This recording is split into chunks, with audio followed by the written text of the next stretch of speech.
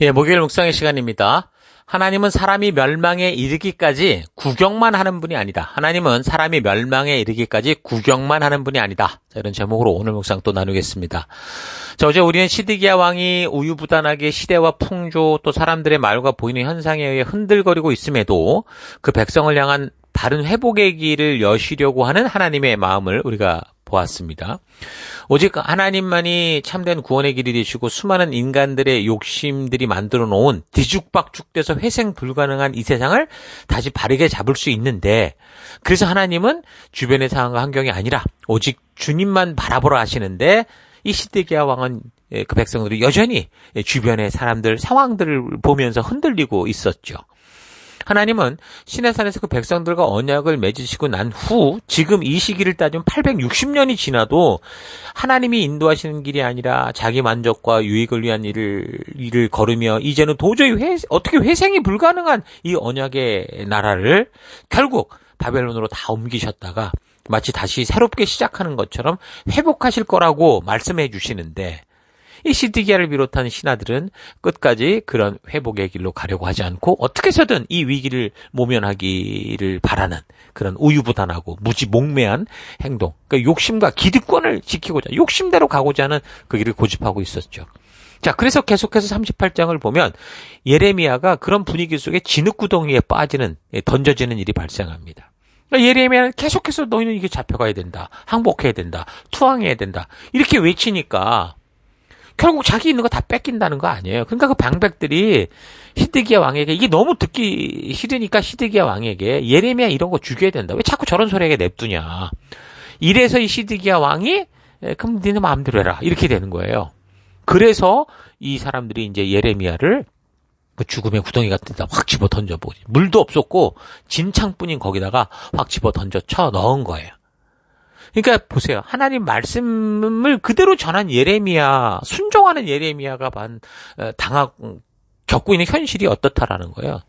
죽음을 넘나드는 그런 상황이었다는 거예요. 여러분, 이런 걸 보면 우리도 다를 바 없어요. 우리도 역시 이 시대를 살아가며 정말 하나님께서 성경과 역사를 통해 보여주시는 대로 우리가 믿고 그 가치대로 살아가려고 할 때 여러분 결코 환영받지 못할 거예요. 그래서 우리는 단단히 마음을 먹고 뜻을 정해서 오직 하나님께서 우리에게 주신 그 말씀의 가치를 따라 살아갈 것을 정말 순교의 정신으로 결단해야 돼요. 다윗이 그랬고 다니엘이 그랬잖아요. 죽으면 죽으리라 그렇게 한 거예요. 다니엘만 그랬습니까? 그 친구들 사드락 메삭 아벳느고도 그랬고, 에스더도 그랬고, 예레미야도 그랬고, 그를 비롯한 많은 선지자들이 그랬고, 다윗이 그랬던 것처럼 죽으면 죽으리라 이런 각오, 그리 아니하실지라도 이런 각오. 우리를 향한 그 하나님의 사랑을 믿음으로 우리가 어떤 상황 속에서도 사망의 음침한 골짜기에 있다 하더라도 난 믿음으로 가겠다고 하는 이 결단을 해야 되는 거예요. 이렇게 하나님이 보낸 선지자가 죽어가고 있는데 그 언약 백성된 유다 땅에 아무도 이런 일이 잘못됐다고 말하는 사람이 없었어요. 그 시대의 흐름이 다 그랬다고요. 유다의 방백과 백성들 그 누구도 하나님이 보내신 종이 죽어가고 있는 거, 이들이 지금 거짓된 길을 걷고 있다라는 걸 아무도 말하지 않고 침묵하고 있었던 겁니다. 보세요. 하나님이 보내신 그의 아들 예수 그리스도가 십자가에 매달려 죽어갈 때 그 시대 하나님의 택함 받은 자녀라고 떠들던 바리새인 그 누구도, 그 모든 백성들 그 누구도 십자가의 죽음은 잘못된 거다, 너희가 지금 잘못하는 거다 이렇게 말한 그런 사람들이 방관자로 다 구경했던 것과 똑같은 거죠. 그런데 그때 보니까 7절을 보면 이런 한 사람의 이야기가 나와요. 에디오피아 사람 에벳멜렉이라고, 이 환관이었어요. 이 사람이 이건 잘못된 거다 말한 그런 얘기를 볼 수 있습니다. 하나님의 자녀라는 많은 사람들이 예레미야의 예언대로 지금 되고 있는 이 역사적 현실을 분명히 보고 있으면서도 몇몇 권력을 잡은 사람들의 기득권을 지키기 위한 이 불순종하는 삶을 모른 척하고 아무 말도 하지 않고 있었는데, 근데 오직 한 사람, 왕궁의 환관이었던 그 이디오피아 사람 에벳멜렉, 이 사람만 똑바른 소리를 했다는 거죠. 왕의 곁에서 시중드는 사람이었고 유대인도 아닌 외국인이었는데, 여러분 지금 그 시대 그 분위기는 이 말 잘못했다간 완전히 그 사회에서 왕따당하고 협박당하고 그 사회에서 아싸가 되고 팽당하는 그런 상황이었기 때문에 진리를 알고 참된 길이 무엇인지를 알고 있어도 절대로 말하지 않고 그냥 침묵으로 흘러가는 그런 타협의 시대라고 볼 수 있는데, 근데 그렇게 보면 정말 이런 분위기를 알면서도 너네 잡혀가야 된다라고 했던 예레미야나, 또 그렇게 잡혀간 예레미야의 상황을 이거 이렇게 하면 안 된다라고 말했던 이 에벤멜렉 같은 사람들, 어떤 심정으로 이거를 전했을까요? 죽기를 각오한 거예요. 다니엘처럼 그래서 어떤 상황 환경 속에서도 확고한 말씀의 가치를 따라 살겠다. 이렇게 살지 못하면 죽는 게 더 나을 수 있지라고 생각하는 이런 결단이 없으면 절대로 할 수 없는 거예요. 이것이 오늘 우리 시대의 성도들이 반드시 닮아야 될 결단이고 결심인 거거든요. 오늘날도 수많은 젊은이들이 지금 살아가는 풍토가 어때요? 정욕과 재미와 자기 만족을 위해 살아가는 그런 유행과 그런 흐름 아닙니까? 친구들이 전부 그렇게 살아요. 하나님의 가정의 가치는 이미 무너진 지 오래고, 뭐 동거하고, 뭐 음란과, 뭐 술과 담배와 마약과, 뭐 욜로 인생 살아가면서. 근데 그런 상황 속에 그 누구도 하나님의 백성들이 단호하게 다니엘처럼 이렇게 살면 아니야. 이건 온전한 길이 아니야. 이렇게 말하기를 어려워한다는 거죠. 이 세상에 그런 흐름에 편승해서 이 세상과 다를 바 없고, 이 바벨론의 이 백성들과 이 세상과 다를 바 없는 그런 삶을 그렇게 휩쓸려 살아가고 있는 거예요. 교회 청년들조차 이런 흐름을 거부하는 게 너무 힘든 거죠. 근데 그들도 알긴 알아요. 이건 아닌데 라는 걸 아는데 이 세대 풍토가 너무 세니 흘러가고 휩쓸리는 게 오늘의 모습인 거예요. 하지만 오늘 우리가 이런 역사를 통해 깨달아야 되는 건 뭡니까? 이럴 때일수록 이 에벤멜렉 같은 결단, 다니엘 같은 결단, 다윗 같은 결단이 꼭 필요하다는 거죠. 불의와 잘못된 것에 대해서 기꺼이 아닌 것을 아니라고 말하고 하나님께서 하나님 나라의 이 법도로 주신 공의와 정의와 공평, 순결, 거룩을 지켜나가고자 하는 이런 용기 있는 결단, 용기 있는 믿음이 필요합니다. 성도가 바로 그러는 거예요. 이런 정욕과 욕심을 따라 살아가는 이 세상 분위기, 이 어둠 속에서 예레미야나 에벤멜렉이나 다니엘이나 다윗처럼 자신들에게 주어진 상황과 환경, 분위기가 어떻든 간에 거기에 휩쓸리지 않고 하나님 주신 말씀대로 살겠다라고 하는 용기 있는 믿음의 결단. 이 결단으로 부름받은 게 바로 성도라는 거 잊지 마십시오. 자, 아무튼 에벤멜렉이 바른 소리를 하니까 이 시드기야가 이번엔 또 그 사람 말을 듣고 또 구해내라 그럽니다. 이 참 시드기야의 모습은 어쨌든 하나님의 그 뜻을 때로 살아가야 되는 그런 존재라고 본다면 오늘날 성도라고 볼 수 있는데 왜 이렇게 성도들이 어떤 결정에 있어서 이랬다 저랬다 우왕좌왕 하는 걸까요? 그건 하나예요. 하나님의 말씀이 그들의 삶의 절대 기준이 된 게 아니기 때문이죠. 그러니 사람이 기준이 되고 유행이 기준이 되고 자기가 살아가는 상황과 환경이 기준이 되니까 이렇게 흔들리는 거죠. 성도는 하나님의 말씀이 좋은 말씀이라고 생각하는 그런 존재가 아니고요. 절대적이라고 믿는 존재들입니다. 세상은요 뭐라고 그래요? 성경도 좋고 불경도 좋고 코란도 좋다. 그렇게 생각해요. 그러니까 얼마든지 종교 통합도 외치고 그것이 아주 넓은 마음을 가진 것이고 정말 우리가 함께 잘 살아가는 게 아니냐라고 생각을 하죠. 여러분 그러나 성도는요 그게 아니에요. 오직 하나님의 말씀, 이 성경만이 절대적인 것을 믿는 거예요. 하나님의 말씀, 창조주의 말씀인 것을 믿는 거죠. 그러니까 성경을 절대적인 것이라고 믿지 않고 좋은 거라고 생각하는 사람들은 결국 성경에 있는 하나님의 말씀을 자기 마음대로 또 세상의 시대와 유행이 요구하는 대로 각색하고 편리하게 바꾸게 되는 거예요. 여러분은 하나님의 말씀을 어떻게 믿고 있습니까? 절대적인 것이라고 믿습니까? 아니면 좋은 거라고 믿습니까? 성도가 아니라 목사라고 해도요, 하나님 말씀이 절대적인 것이라고 못 믿는 사람들은 자꾸 이상한 일을 해요. 뭐 종교 통합운동을 벌여가면서 이게 마치 하나님의 뜻인 것처럼 성도들을 속이고 동성애라는 죄를 고집하는 거를 예수님의 사랑이라는 걸 가지고 변질시켜서 성도들을 혼란하게 만들고 심지어 그런 하나님의 뜻을 기록된 하나님의 말씀을 왜곡하는 그런 사람들을 목사로 세우려고 하고 그러니까 성경의 진리를 제대로 믿지 않으면 자유주의가 결국 그거 아닙니까? 성경을 하나님의 말씀으로 믿지 않은 거예요. 그냥 좋은 말로 믿은 거죠. 그러니 언제든지 변형되고 변개되고 자기들이 이해하는 대로 뒤죽박죽 바꿔버리는 거예요.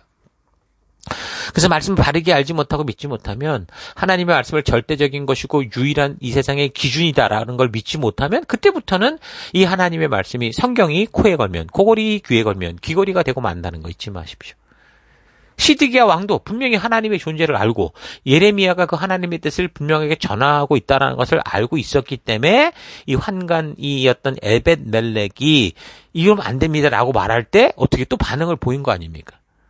그러니까 하나님의 말씀이 절대적이라고 믿어야 그 말씀의 길로 가기 위해 목숨을 바칠 수 있고 오직 한 길을 갈 수 있는 건데 시드기야는 믿기는 믿는다고 해도 그 말씀이 자신의 존재의 절대적 이유고 삶의 유일한 기준이 되지 못하니까 자꾸 상황과 환경에 유행의 분위기에 따라 우왕좌왕 되는 거예요. 그러니까 하나님의 음성이 들리는데도 이게 진짜인지 가짜인지 구분이 안 되는 거죠. 자꾸 의심과 두려움만 커가게 되더라는 겁니다. 하나님의 뜻은 사람과 상황에 따라 변하는 게 아니기 때문에 언제 어디서 누구에게 들어도 같은 말씀을 하고 하나님이 처음 전하게 했던 그 뜻이 계속 전달되는 거예요. 그래서 이 인류 역사 6,000년 동안 하나님의 뜻이 그렇게 변함없이 전해지고 있는 건데 시드기야는 그런 이야기를 직접적으로 들으면서도 하나님보다 사람을 두려워하고 여론을 두려워하니까 하나님께서 분명하게 말씀해 주신 대로 순종하려고 하기보다 자꾸 상황을 보고 사람의 눈치를 보고 유행 따라가려고 하는 그러니까 쉬운 방법을 찾더라는 거죠. 그래서 시드기야 왕이요. 구덩이에서 또 구출하는 그 예레미야를 데리고 오게 해서 또 물어봅니다. 38장 19절. 그런데도 시드기야 왕은 예레미야에게 이와 같이 대답했다. 나는 바빌로니아 군대에게 투항한 유다 사람들이 두렵소. 바벨로니아 군대가 나를 그들의 손에 넘겨주면 그들이 나를 학대할지도 모르지 않소. 자, 그러니까 시드기야도 이미 하나님께서 그에게 순종하라고 하는 게 뭔지를 알고는 있는데, 근데 그는 눈에 보이는 인간들의 반응에 대한 걱정, 두려움으로 인해 핑계와 변명을 늘어놓는 거죠. 그래, 네 말대로 내가 잡혀갈 수 있는데 결국 나는 잡혀간 유대인들과 같이 있을 거고, 그러면 얘들이 나를 죽일 거 아니냐. 네 왕이 네가 잘못해서 그럴 거. 그런 거 아니냐 이렇게 할 거라는 이런 두려움에 빠진 거죠. 그러니까 지금 시드기야 왕은 하나님보다 계속 사람을 두려워하고 있는 거예요. 오늘을 사는 성도들도 정상적이라면 시드기야처럼 하나님께서 지금 나에게 뭘 말씀하시는지 분명히 듣고 있을 거예요. 예배와 말씀을 통해 하나님의 뜻이 무엇인지가 계속 들려오고 있고 이해가 되고 뭘 해야 되는 거를 아마 알고 있을 거예요. 근데 그 말씀대로 살려고 하니까 친구들이 이 세상이 심지어 같은 교회를 다니는 신도들까지도 비웃는 것 같고 결국 나만 손해 아니야 이렇게 생각이 드는 거죠.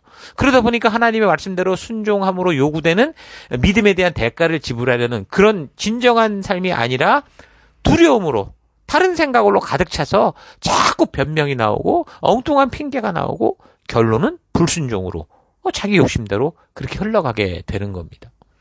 여러분 믿음이란 자신의 생각을 관리하는 삶이라고 할 수 있어요. 다시 말해서 자신의 마음을 하나님의 말씀으로 다스리는 삶인 거죠. 주님께서 우리에게 명령하시고 언약하시고 말씀하신 그 약속만큼 믿고 말씀대로 생각하며 살아가는 거예요. 그게 우리가 생각을 지키는 거예요. 그래서 사도 바울도 로마서에 이렇게 말합니다. 로마서 12장 3절. 나에게 주신 은혜로 말미암아 너희 각 사람에게 말하노니 마땅히 생각할 그 이상의 생각을 품지 말고 오직 하나님께서 각 사람에게 나누어 주신 믿음의 분량대로 지혜롭게 생각해라. 그러니까 사도 바울은 믿음으로 사는 그 성도, 믿음의 삶을 시작하는 그 성도들, 이 초신자들에게 이야기하는 과정에서 하나님의 뜻이 무엇인지를 분별하고 그 말씀의 범위 안에서 생각을 관리하여 믿음의 삶을 살아갈 수 있다라고 해주는 거예요. 그러니까 하나님이 말씀해 주신 말씀만큼 믿고 행동할 때 그 어떤 결과가 다가오더라도 그것조차 하나님께 맡기고 내가 할 수 있는 것, 하나님 말씀하신 대로 그대로 행동하는 것, 순종하는 삶이 그 믿음의 삶인데 근데 시드기야 왕은 예레미야를 통해서 하나님께서 어떻게 하시겠다는 구체적인 이야기를 분명히 들었음에도 불구하고 내가 갔는데 그래 바벨론 왕은 나를 살려준다고 해도 우리 민족이 나를 죽이면 어떤 이 엉뚱한 생각에 빠지는 거죠.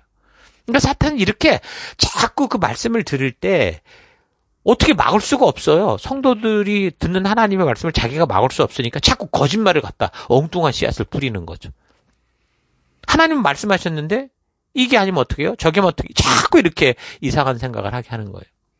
여러분 다윗처럼 골리앗 앞에 설 때, 다니엘처럼 사자굴 앞에 설 때, 사드락, 메삭, 아벳느고처럼 풀붓불 앞에 설 때, 에스더처럼 자기를 죽일 수도 있는 왕 앞에 설 때 어떤 생각을 해야 되겠어요?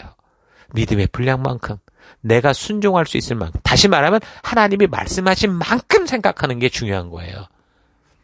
그래서 그리 아니하실지라도 죽으면 죽으리다. 이런 결심이 나와야 되는 거예요. 이게 무슨 말입니까? 내가 생각할 수 있는 믿음의 분량만큼, 그러니까 하나님 말씀만큼 생각하겠다라는 거예요. 불에 타면 얼마나 뜨거울까? 내가 여기서 피하면 저 사람이 날 살려줄까? 사람들이 뭐라고 할까? 왕이 나를 거절하면 어떡할까? 뭐 이런 생각, 수없는 생각이 들었죠. 들었었겠죠. 다윗도 골리앗 앞에 나갈 때, 야, 이거 한 방 잘못되면 큰일 날 텐데, 별 생각이 들었을 수 있을지 몰라요. 그럴 가능성이 있었죠. 그런데 보니까 믿음의 선배들은 어떻게 했던 거예요? 그럴 수 있었지만, 그런 생각은 끊었죠. 저들의 생각을 하나님이 약속하신 만큼만 생각을, 말씀만큼만 생각하고 그 말씀대로 순종을 했던 겁니다. 그래서 오늘 성경 속에서 우리는 이들을 믿음의 선배로, 우리가 나아갈 우리 믿음의 모델로 볼 수 있대. 그렇게 제시가 된 거죠. 이게 바로 오늘 우리가 이 시대를 살아가며 가져야 될 믿음의 태도입니다. 여러분의 생각과 마음에 하나님의 약속과 말씀이 아닌 다른 것으로 채우지 마십시오. 하나님 말씀하신 만큼만 믿으면 돼요. 사람들은 그렇잖아요. 자기가 들어야 되는 말보다 듣고 싶은 말, 자기 마음과 생각에 좋은 말을 자꾸 들으려고 하죠. 아무리 사람이 바른 말을 그래서 해줘도 듣는 사람이 이미 마음이 뒷꼬여 있거나 자기 생각으로 가득 차 있으면 안 들려요. 그러니까 하나님 말씀도 제대로 들리질 않는 거예요. 사실 분명히 들리긴 들리는데 믿고 싶지 않죠. 시드기야처럼 계속 변명하고 다른 핑계대고 그렇게 살아가는 거예요. 그러다 보면 어떻게 되는 줄 아세요? 나중에 자기가 말한 자기의 변명, 자기의 핑계가 자기 자신을 설득을 해요. 그래서 이게 진짜라고 착각에 빠지게 되는 거죠. 그래서 시드기야는 자기 변명과 핑계에 스스로 속아서 결국 무너졌어요. 자기가 듣고 싶은 것만을 듣고 자기 양심에 올라오는 이 바른 질문을 무마하고 외면하고 모른 척하고. 근데 거짓 선지자들이 그 유다가 바벨론에 망하지 않고 하나님 도우실 거다 이렇게 말을 하니 정말 자기가 듣고 싶은 얘기 아닙니까? 정말 저런 얘기를 듣고 싶었던 거죠. 여기가 여호와의 집입니다. 하나님은 전능하신 분이에요. 누가 하나님을 이겨요? 이래가면서 절대 비극 없습니다. 듣고 싶은 말이겠죠. 여러분 다급한 위기의 순간에 정말 이런 말을 들으면 정말 위로가 되고 붙들고 싶지 않습니까? 시드기야도 정말 이런 상황 속에서 이 말을 붙들고 싶었을 거예요. 바벨론 군대가 오지 않는다. 와도 우리가 이긴다. 듣고 싶은 얘기고 이렇게 해서 하나 되고 싶겠죠. 그런데 중요한 건 그게 우리의 마음이 우리의 이 소망일 뿐이지 하나님 뜻이 아니었다라는 거예요. 그러니까 말씀으로 바르게 무장되지 않은 사람들은 믿어야 될 것을 믿는 게 아니라 믿고 싶은 것을 믿어요. 그래서 거짓 선지자들은 사람들의 이런 성향을 알고 있기 때문에 뭐 과거나 오늘날이나 똑같아요. 이렇게 사람들이 듣고 싶은 말들을 자꾸 하는 거죠. 긍정의 말을 하는 거예요. 여러분 그러나 성경은 그렇게 말하지 않습니다. 여러분 예수님께서 하신 말씀 들어보세요. 멸망으로 인도하는 문은 넓다. 길이 평탄하고 넓어서 수많은 사람들이 몰려간다. 그러나 생명으로 인도하는 문은 좁고 길이 협착해서 찾는 이가 적다. 여러분 우리 성도는 듣고 싶은 말을 듣는 그런 걸 찾아가서는 안 되고요. 창조주 되신 하나님께서 말씀하시는 그 진실이 무언가, 그 하나님의 말씀을 듣는 곳으로 나아가야 되는 거예요. 예레미야는 정말 혼자 그렇게 안타까운 마음으로 이 진실을 외치고 있는데 그 당시 그 왕의 주변에 그 거짓 선지자들 하나냐, 바스훌, 마세야, 시드기야, 뭐 스마야 이 여러 명의 거짓 선지자가 왕의 곁에서 자꾸 긍정의 소리 해대니 그러니 이제 이 왕은 그걸 믿고 싶었던 거죠. 그래서 그렇게 사실은 2번씩이나 속아놓고서도 예레미야를 또 불러서 물어봐요. 그러니까 예레미야는 또 정직하게 하나님의 말씀을 전하죠. 이번에도 오거든 거기 대항하지 말고 곱게 항복하고 포로로 잡혀가라. 그 길이 사는 길이다. 자, 그렇게까지 예레미야가 간곡하게 왕에게 말했는데도 시드기야는 결국 체면을 생각하고 기득권을 생각하고 항복을 안 하고 고집피는 얘기가 38장의 얘기입니다. 그래서 결국 39장 느부갓네살 군대가 예루살렘을 포위를 하게 되고 1년 반 만에 결국 예루살렘이 함락되죠. 시드기야 왕 제9년 10월에 쳐들어와서 1년 반을 포위해서 BC 586년 4월 9일까지 가니까 예루살렘 성 안에 먹을 게 아무것도 없었던 거예요. 그래서 결국 예레미야 예언처럼 정말 수많은 사람이 굶어 죽고 칼에 죽고 결국은 시드기야 왕이 백성들을 버리고 성을 몰래 빠져나가 도망쳤어요. 아라밧길로 해가지고 여리고 평지까지 도망을 쳐갔는데 근데 거기서 바벨론 군대가 따라잡아 붙잡아 버렸죠. 그리고 림나에 있는 바벨론 왕에게로 끌고 갑니다. 그래서 그 시드기야가 그 잡혀갔는데 그 시드기야가 보는 앞에서 이 바벨론 왕이 아들 둘을 죽여버리고 방백과 대신들을 죽여버리고 그리고 시드기야 왕의 멀쩡한 눈을 뽑아버리죠. 그 쇠사슬에 묶어서 바벨론으로 끌고 갑니다. 그러니까 인류 역사상 예루살렘의 멸망처럼 이렇게 비참한 이런 일들이 많이 없었을 거예요. 실상 전쟁에 져도 왕 같은 경우는 왕으로서 기본 예우를 해주는데 바벨론은 시드기야를 짐승처럼 취급했죠. 그러니까 예레미야 선지자 말대로 마음과 생각을 바르게 하지 않고 하나님의 말씀대로 순종하지 않으면서 사람의 눈치 보고 이집트 붙었다 여기 붙었다 그러다가 결국은 이런 비참한 꼴이 되고 만 거예요. 그래서 결국은 그해 5월 7일에 예루살렘 성전이 불타기 시작했다고 열왕기하 25장에 그렇게 나오는데 또 예레미야 52장에 보면 5월 10일에 또 그렇게 됐다고 그래요. 이런 걸 보면 복잡하게 생각할 게 아니고 5월 7일부터 불이 타서 5월 10일에 다 그냥 홀라당 탔구나 이렇게 생각하면 될 겁니다.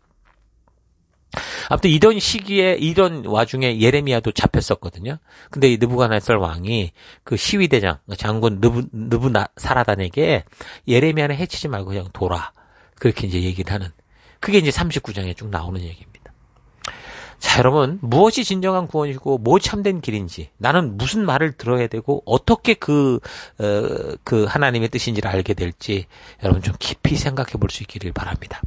자, 오늘 하루 나는 시드기야처럼 분명 하나님의 말씀을 통해 반복적으로 어떤 삶을 살아야 되는지를 듣고 있는데도 불구하고 내가 말씀대로 말하고 살아갈 때 창피하고 또 해를 당하지 않을까 싶어서 세상이 저지른 죄악들을 그대로 흉내내고 결국 이 시대의 흐름, 사람들의 의견을 따라 흘러가는 그런 삶을 살고 있지는 않은가 좀 차분히 좀 되돌아봤으면 좋겠습니다. 우리는 정말 이 시대에 부름받은 성도로서 하나님의 말씀을 통해 이 시대의 악한 흐름을 감지하게 될 때 하나님의 말씀대로 바르고 온전하게 서려고 하는지 아니면 그냥 이 시대의 흐름 속에 그 급류를 타고 그냥 떠내려가고 있는지 잘 되돌아봐야 됩니다. 이 세상은 이미 아무리 돌이켜도 돌이킬 수 없는 침몰하는 타이타닉 호처럼 되어버렸습니다. 오늘 우리 시대가 사는 삶을 보십시오. 온 세계의 문화와 정치와 경제가 지금 어떻게 무엇을 향해 누구에 의해 흘러가고 있는지 보고 빈익빈 부익부의 현상들로 돈이 사람을 주관하는 이 세대의 풍토를 보고 하나님께서 하지 말라 하셨던 것들이 노골적으로 허용되고 하나님께서 하라 하신 것들을 노골적으로 막고 박해하는 각 나라 잘 나가는 나라들을 보고 사실 하나님이 주신 말씀의 가치대로 살아가고자 함으로 말미암아 자유를 얻어 잘 살아가는 나라들이 되어놓고도 이제 그 자유를 가지고 하나님을 대적하는 이 시대의 풍토와 유행을 보면 정말 이 시대가 심판을 부르는 말세지말이다라는 사실을 부인할 수 없는 상황입니다. 하나님의 부르심을 받은 성도들이 더 깨어 있어야 할 때죠. 데살로니가전서 5장 뭐라고 말합니까? 주의 날에 밤에 도둑같이 이룰 줄 너희 자신이 자세히 알기에 평안하다 안전하다 이런 말들 속지 말고 늘 깨어 있어라 그렇게 얘기를 하죠. 노아 시대 홍포 심판 때도 이런 이 분위기를 분명히 말해줬습니다. 누가복음 17장 노아의 때 된 것과 같이 인자의 때도 그러하리라. 노아가 방주에 들어가던 날까지 사람이 먹고 마시고 장가들고 시집가더니 홍수가 나서 그들을 다 멸망시켰다. 또 롯의 때와 같은데 사람들이 먹고 마시고 사고 팔고 심고 집을 짓더니 롯이 소돔에 나가던 날 하늘로부터 불과 유황이 떨어져서 그들을 다 멸망시켰다. 인자가 나타나는 날을 이럴 것이다. 그러니까 시드기야 시대에도 거짓 선지자들이 평안할 것이다. 괜찮을 거다. 좋아할 거다.